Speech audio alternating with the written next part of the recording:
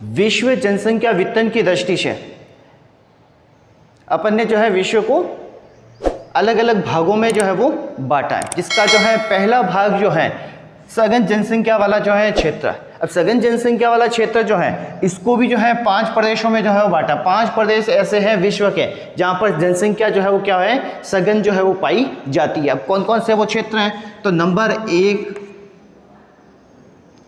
Asia का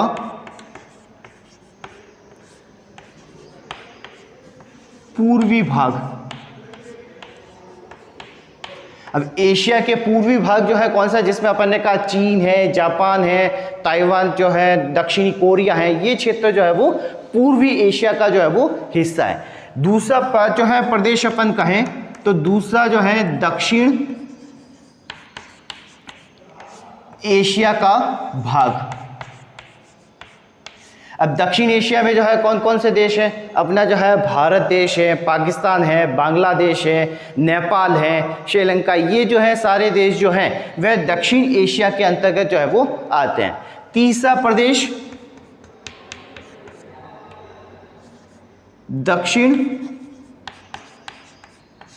पूर्वी Asia का भाग। दक्षिण पूर्वी एशिया जिसमें इंडोनेशिया जो है, जकार्ता, थाईलैंड, ये सारे जो है देश दक्षिण पूर्वी एशिया में जो है वो शामिल है। चौथा जो है प्रदेश है वह है यूरोप महाद्वीप से जो है वो संबंधित है, और यूरोप महाद्वीप का उत्तरी पश्चिमी जो है भाग।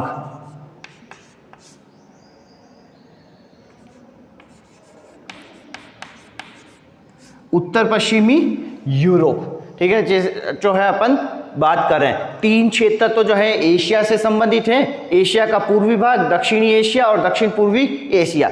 चौथा जो भाग जो है वह जो है यूरोप महाद्वीप से संबंधित है, जिसमें जो है उत्तर पश्चिमी क्षेत्र अपन जो है वो बात कर रहे हैं। पांचवा जो है अगर बात करें तो पांचवा जो है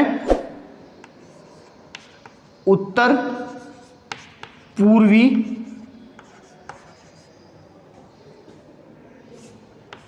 संयुक्त राज्य अमेरिका का जो है वो भाग, या जो है कह दीजिए उत्तरी अमेरिका का उत्तर पूर्वी भाग।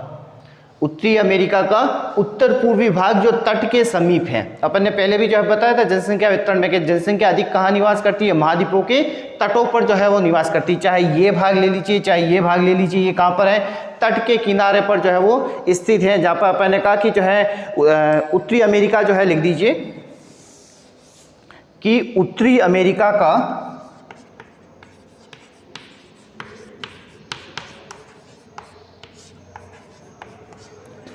उत्तर पूर्वी भाग, ठीक है, अच्छे से जो है समझ में आएगा। तो अपने कहा ये 5 क्षेत्र ऐसे हैं जहां पर जनसंख्या जो है वो क्या है, सघन जो है वो पाई जाती है।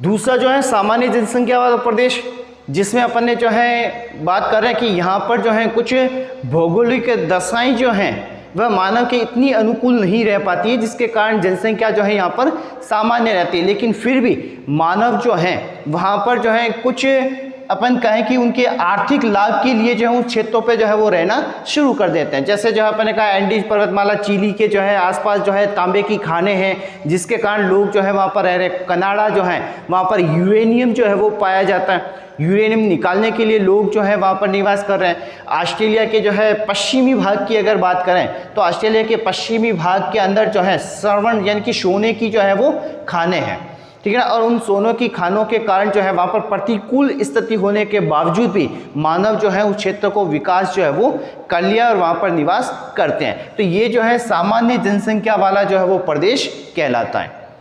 तीसरा जो है विरल जनसंख्या वाला क्षेत्र, विरल जनसंख्या वाला क्षेत्र। अब विरल जनसंख्या जो है कौन सी होती है, जहां पर केवल जो है विश्व की कुल जनसंख्या का जो है वो कितना प्रतिशत, 5% से जो है आसपास जो है जनसंख्या जो है निवास करती है। कारण क्या, वहाँ के जो है उच्चावच, वहाँ की जलवायु जो है वो मानव के अनुकूल नहीं हो पाती है, तो उसके कारण जो है वहाँ पर जनसंख्या विरल पाई जाती है। चौथा जो है प्रदेश अपन बात करें तो अति न्यून जनसंख्या वाला प्रदेश। अति न्यून जनसंख्या वाला क्षेत्र जो अपन बात करें तो विश्व के जो है 0 डिग्री जो है भूमध्य रेखा जिसे अपन बोलते हैं, वहाँ के जो है घने जंगल जो होते हैं, वहाँ पर जो है बड़े बड़े पेड़ और जो है दलदली क्षेत्र, पूरे जो है दिन को जो है रोजाना जो है वहाँ पर बारिश होती है, तो ऐसे क्षेत्र हैं। या अपन कहें मध्य अक्षांश के जो हैं मरुस्थलीय जो है भाग, या अति शीत या अति उष्ण प्रदेश जहाँ पर जलवायु बिल्कुल भी मानव के योग्य नहीं होती है, तो वहाँ पर कुछ एक जो है आदिवासी जो है जिसे अपन कहें जनजातियाँ जो है वो निवास करती है। जैसे जो है उत्तरी गोलार्ध में अपन ध्रुव पे बात करें तो एस्किमो जो है, चुकची है, याकूत है, ये जनजातियाँ जो है वहाँ पर निवास करती हैं। तो जो है ऐसी जो है कुछ एक जो है लोग जो है वहाँ पर निवास करते हैं, तो बहुत ही कम जनसंख्या यहाँ पर रहती है। ऐसी जो है प्रदेश को अति न्यून जनसंख्या वाला क्षेत्र जो है वो कहते हैं। तो मैंने कहा कि जनसंख्या, विश्व की जनसंख्या को जो है वितरण की दृष्टि से जो है विश्व को 4 भागों में जो है वो बांट रखा है। सबसे पहले सघन जनसंख्या वाला क्षेत्र, दूसरा जो है सामान्य जनसंख्या वाला जो है प्रदेश, तीसरा जो है विरल जनसंख्या वाला प्रदेश, और चौथा जो है अति न्यून जनसंख्या वाला जो है वो प्रदेश है। अब आगे जो है अपन बात करते हैं, ये अपन ने जो है जनसंख्या के वितरण को जो है वो पढ़ा कि जनसंख्या का वितरण जो है किस प्रकार से जो है विश्व में है।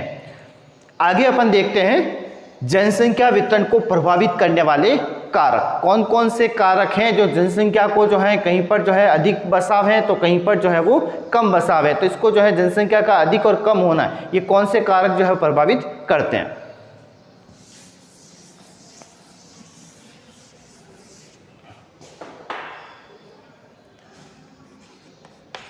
वितरण को प्रभावित करने वाले कारक।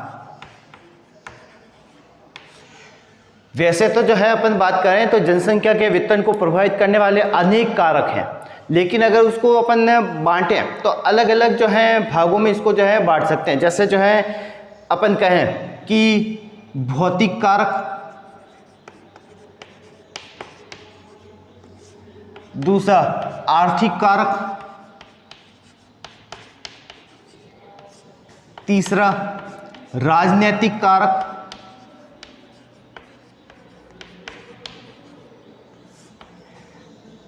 चौथा सामाजिक या धार्मिक कारक। ये वो कारक हैं जो जनसंख्या को जो है वितरण को जो है प्रभावित करती है, यानी इनके कारण जो है कहीं पर जनसंख्या अधिक निवास करती है तो कहीं पर जो है वो कम निवास करती हैं। तो अपन एक एक को जो है वो देखेंगे कि कौन कौन से कारक जो है वो जनसंख्या के वितरण को प्रभावित करती है। भौतिक कारक में अपन जो है बात करें तो पहला है स्थिति,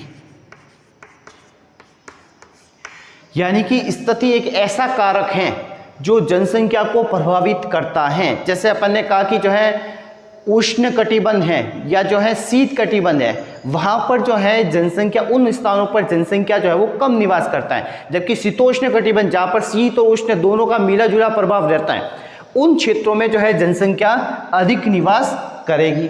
दूसरा अपन ने जो है कहा कि जहाँ पर जो है पर्वत, पठार, मैदान है, तो मैदानी क्षेत्र जहाँ पर जो है अब मानव जो है विकास जो है जल्दी से कर सकता है, तो उन क्षेत्रों में जो है मैदानी भागों में जो है लोग जो है वो क्या करते हैं, अधिक निवास करते हैं। दूसरा अपन बात कर रहे हैं जल की उपलब्धता के बारे में, तो अपन ने कहा जहाँ पर जल जो है मानव के उपयोग के लिए जो है होता है, वहाँ पर उन क्षेत्रों के आसपास जो है जनसंख्या अधिक निवास करती है, क्योंकि जल होने के कारण लोग जो हैं वहाँ पर कृषि कार्य भी कर सकते हैं, उद्योग जो है धंधे भी जो है कर सकते हैं, औद्योगिक फैक्ट्रियाँ लगा सकते हैं। तो अपन का प्राचीन समय की भी अपन अगर बात करें तो जितनी भी जो अपन ने कहा सभ्यताएं विकसित हुई है, चाहे वो मोहनजोदड़ो कहे, हड़प्पा सभ्यता कहे, वो सारी सभ्यताएं जो है नदी घाटी के समीप जो है विकसित हुई है। तो अपन ने कहा जो है जहाँ पर जल की उपलब्धता होती है वहाँ पर जो है जनसंख्या जो है वो क्या होती है, अधिक निवास करती है। तीसरा जलवायु। अब जलवायु किस प्रकार से जो है प्रभावित करती है। अपन ने कहा जहाँ पर बहुत गर्मी पड़ रही है या जहाँ पर बहुत ही अधिक जो है वो ठंड पड़ रही है, शीत ऋतु है जो मानव उसको सहन नहीं कर सकता है, ऐसे क्षेत्रों में जो है लोग जो है वो कम निवास करते हैं। जबकि जो है अपन ने कहा सुखद जलवायु, जिन क्षेत्रों में सुखद जलवायु पाई जाती है वहाँ पर लोग जो है वो अधिक निवास करते हैं। और सुखद जलवायु जो है वो कहाँ पर होती है, अपन ने कहा जो है वो तटीय भागों में। ठीक है, बोर्ड के एग्जाम में प्रश्न जो है आ चुका है कि भूमध्य सागरीय क्षेत्र में जो है लोग अधिक निवास क्यों करते हैं। उसका उत्तर था सुखद जलवायु, क्योंकि तटीय भागों पे न तो अधिक गर्मी होती है और न ही अधिक सर्दी होती है, वहाँ पर समकारी जो है जलवायु पाई जाती है। तो अपन ने कहा जलवायु के कारण भी लोग जो है वो क्या होते हैं, प्रभावित होते हैं। चौथा जो है अपन कहें मृदा।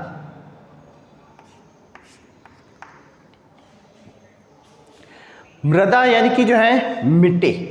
अपन ने कहा जिन क्षेत्रों के अंदर उपजाऊ मिट्टी जो है होती है, जैसे अपन ने कहा जलोढ़ है, कच्छारी जो है, कांप मिट्टी है, काली मिट्टी है, ऐसी जो है मृदा पाई जाती है, तो वहाँ पर लोग जो है अपने आर्थिक जीवन जो है जीने के लिए कृषि कार्य जो है वो करते हैं।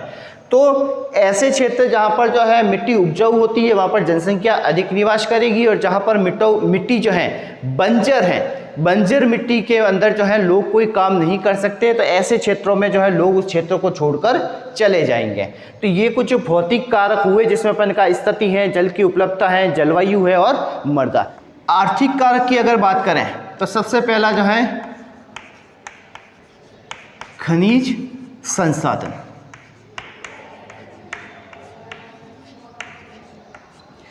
देखिए वे क्षेत्र जहाँ के धरातल में जो है क्या होते हैं, खनिज अधिक पाए जाते हैं, वहाँ पर लोगों को जो है खनिज जो है उस देश को जो है खनिज प्राप्त होता है, तो वहाँ पर लोगों को रोजगार भी मिलता है। तो अपन ने कहा जहाँ पर खनिज संसाधन की उपलब्धता होती है लोग वहाँ पर रोजगार की तलाश में जाते हैं और धीरे धीरे जो है उसी क्षेत्र में जो है वो बस जाते हैं। तो अपन ने कहा जो है खनिज संसाधन जहाँ पे होंगे वहाँ पर जनसंख्या जो है वितरण क्या होगा, अधिक होगा। दूसरा नगरीकरण।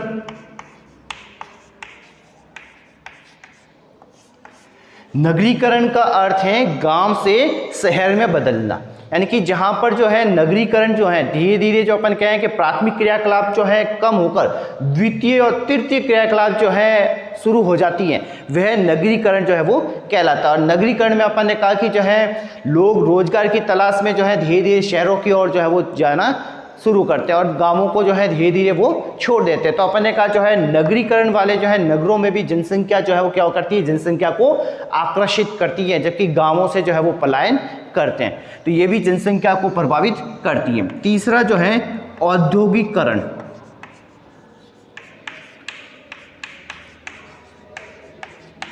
अब औद्योगिकरण जो अपन कह रहे हैं क्या है, औद्योगिकरण जो है अपन ने कहा कि जो है जैसे जैसे नगरीकरण हो रहा है, नगर के जो है आसपास वाले क्षेत्र में जो है लोग जो है क्या कर रहे हैं, फैक्ट्रियाँ उद्योग धंधे जो है वो लगा लेते हैं, और वहाँ पर जो है जैसे जैसे बड़ी बड़ी फैक्ट्रियाँ जो है लगती हैं, रोजगार की तलाश में लोग जो है वहाँ पर जो है रहना शुरू कर देते हैं, जिससे जो है वहाँ की जनसंख्या जो है क्या हो जाती है, बढ़ जाती है।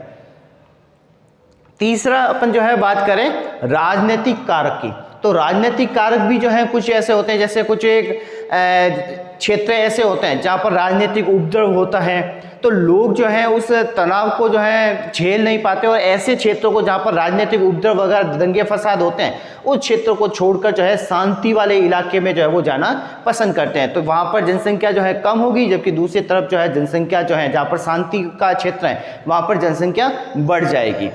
सामाजिक और धार्मिक कारक की अगर जो है बात करें तो अपन ने कहा कि जो है कुछ लोग ऐसे होते हैं जो अपने समाज में रहना पसंद करते हैं, जैसे जो है अपनी जाति के समुदाय में, अपने धर्म के समुदाय में जो है रहना पसंद करते हैं। तो जहाँ पर जो है उनकी बहुलता होगी अपने धर्म की, अपने जाति की, वहीं पर लोग जो है वो अधिक निवास करते हैं, तो वहाँ पर जनसंख्या बढ़ जाएगी। धार्मिक स्थानों की अगर बात करते हैं, जो लोग जो है धर्म को जो है महत्व देते हैं, जो है मंदिर मस्जिद जो है पूजा पाठ जो है वो करते हैं, वे लोग जो है क्या करते हैं, मंदिरों के आसपास जो है वो रहना पसंद करते हैं। और कुछ लोग जो है रोजगार की तलाश में भी वहाँ पर जो है अपन कहें कि दुकानें जो है प्रसादी की दुकान है, खिलौनों की दुकान है, वहाँ पर जो है वो लगा देते हैं, जिससे उनका रोजगार जो है वो बढ़ जाता है। लोग जो है दर्शन के लिए आते हैं, सामान खरीदते हैं, और लोग धीरे धीरे जो है वो अपन ने कहा कि वो दुकानदार वहीं पर जो है वो रहना पसंद करते हैं, क्योंकि उनको वहाँ पर क्या हो जाते हैं, रोजगार मिल जाता है। तो अपन ने कहा ये भी धार्मिक कारक है, जिसके कारण लोग जो है मंदिरों के आसपास जो है वो